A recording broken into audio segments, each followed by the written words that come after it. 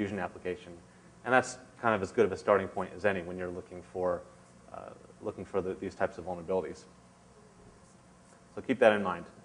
We have a few slides on cross-site scripting, because cross-site scripting in ColdFusion is very complicated, and kind of a side effect of the design being simplified for non-developers is that you have a lot of mechanisms built in that do similar things, but they don't do it completely, or they overlap in certain ways, and nothing actually provides a full defense against cross-site scripting.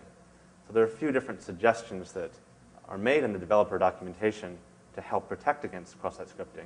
And one of these is this attribute they have called script protect. And this is something that can be set up at the application level. We have some example code there. So you CF application script protect equals all, and that will just say turn on this script protect mechanism for the whole application. And the way script protect is described in the documentation is it says it will block most attempts of cross-site scripting. And there's not a whole lot of information beyond that. What it actually does is it looks for a script. It looks for the literal open bracket script in user-provided data. And if it sees open bracket script, it will replace it with open bracket invalid tag. So that way, if you're injecting that type of cross-site scripting attack, such as just script alert foo, ColdFusion server is going to see that, and it's going to replace that open bracket script with open bracket invalid tag. And obviously, when the browser renders that, you don't have matching script tags, and the alert is not going to actually execute. So nothing will happen. And script protect looks for script, it looks for object, it looks for a couple others. I think there are two others, but basically it's doing the same thing. It's looking for those special tags, and it's replacing them with invalid tag. And this is supposed to protect against most instances of cross-site scripting, which is a complete misnomer, because it's absolutely trivial to circumvent. For example, if you take that same vulnerable code that we did earlier that says you typed url.foo, and so obviously you just pass in something on the query string, and it gets printed out to the page. Well, instead of using a script tag, just use an image tag. Image isn't blacklisted, so it happily passes straight through script protect, and it loads that image there that's in the source tag, and as soon as it's done loading the image, it'll run alert foo. And this is just one of many examples. Because it's a blacklist, you could use basically any tag that accepts an attribute that can contain JavaScript. So this is really, really easy to circumvent, yet it's touted as this major defense. You can mess with the blacklist if you want. You can go into this XML file that is packaged with the ColdFusion War, and it's called Neo-Security. And it's regex syntax, and it shows you exactly what it's looking for and what it replaces stuff with. But at the end of the day, it's still a blacklist, and a blacklist is not the right way to protect against cross-site scripting. So bottom line is, script protect doesn't hurt you, but it really doesn't help you that much either. So like most programming languages, ColdFusion gives you a few APIs that you can use to do HTML encoding. And the two that they give you are HTML edit format and HTML code format. And those take the input that's given to them, and they replace open and close brackets, double quote, and ampersand with the HTML entity equivalents, which will prevent some cross-site scripting attacks from succeeding.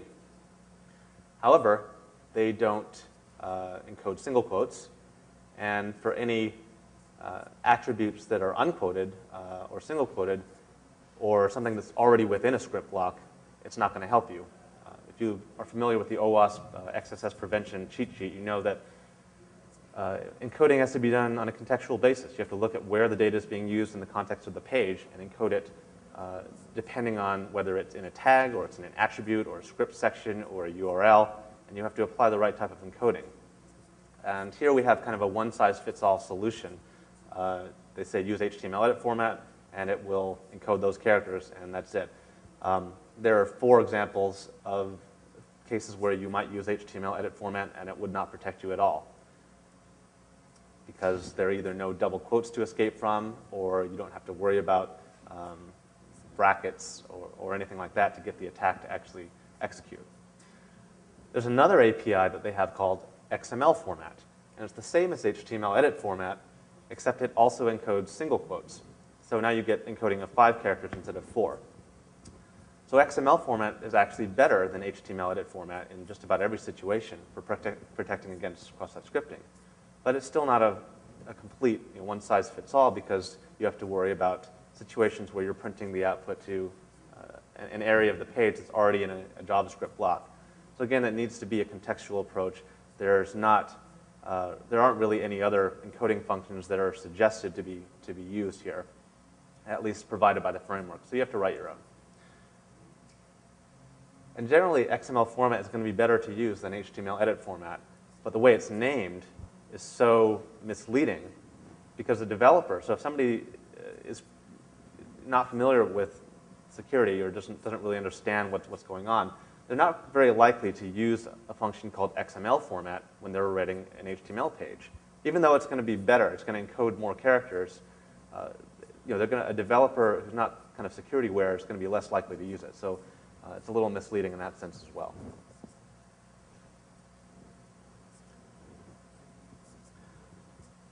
So let's say you've gone to some security awareness, security development training, and you learned all about how blacklists are bad and whitelists are good, and you should always whitelist your input to make sure that your application is getting what it expects. And you have some code, like one of these ColdFusion expressions. The first one, for example, let's look at CF output. And you're passing a parameter in the query string called count, and it's supposed to contain a number. So you're taking all this, all this knowledge that you've gained through the security course, and you say, well, I should whitelist this. I should make sure that this is an integer, because there's no reason this should ever contain a word or special characters or anything like that. So you use the int API call, which is essentially like a cast. And you cast URL.count to an integer. And you say, well, that's going to protect me if somebody puts words in there, if they put cross-site scripting string or anything that I don't expect. And those other two examples are similar, right? One of number format is a ColdFusion expression that does essentially the same thing. Java cast, you can cast a variable to a Boolean in that case. But they're all examples of doing some kind of whitelist checks. Well, what happens if, in that first example, you provide the variable count and you put something in it that's not a number? You're going to get this default error page from ColdFusion that looks like the graphic on the page here. It's going to say the value foo, if I supplied the word foo on the query string, the value foo cannot be converted to a number. And there's some developer information there, verbose debugging information, and so on, to help you figure out what went wrong. The problem here is that, as you can see on the error page, you're actually printing out the value that couldn't be cast. So for count, if we just put in a cross-site scripting attack vector, then that is actually going to get printed out on the error page, and it's going to cause cross-site scripting. So it's ironic, because you tried to do this whitelist validation, and actually by doing so, you caused an exploitable scenario through this default error page. Now, it's worth noting that on the default error page, script protect is always enabled at the runtime, but we already saw how it's easy to bypass script protect, so it's almost not even worth mentioning that it's enabled. So you're trying to do the right thing, and you create an exploitable condition. And that's not documented anywhere. So let's say you don't use the default error page, because let's face it, most applications, by the time they reach production, maybe sometimes somebody has told them not to use a default error page, maybe not for security reasons, but just because there's so much information displayed there, and it doesn't look pretty, or whatever the case may be. So you can define an error handler page that takes over when an error happens. So there's a CF error tag that you can use, and it says, if an error occurs, call errorhandler.cfm instead. That way, you won't get the default error page. It'll just redirect you to errorhandler.cfm. And then that page has access to an object called error, which you can then use to print out information about what happened, but you can do so in a pretty way.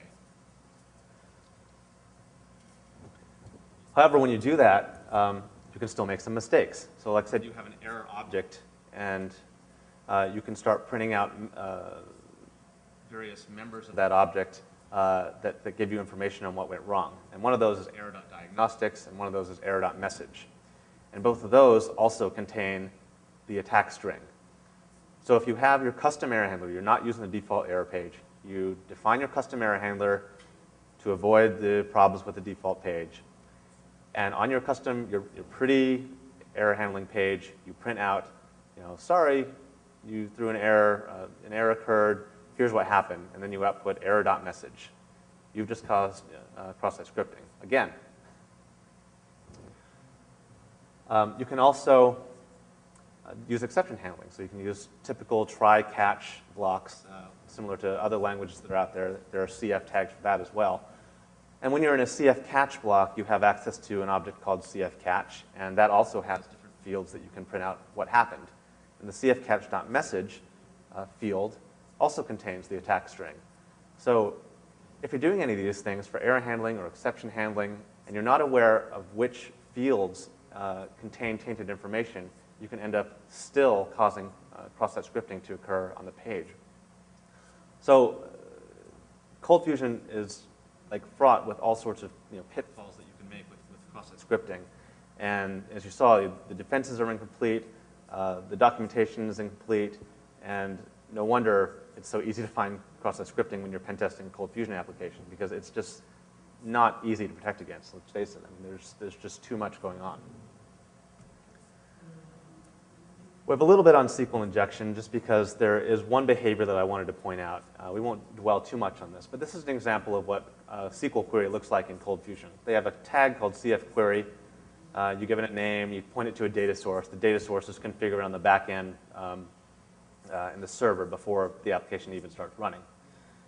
So you have a CF query tag, you tell it what to query against, you put the query in there, and then as you can see, you can use CF expressions inside the query tag to populate parts of the query. So page ID is populated by the variable called page ID. Title search is populated by the variable on the page called title search. And once those variables are populated, the query is then sent to the database and executed. So pretty self-explanatory.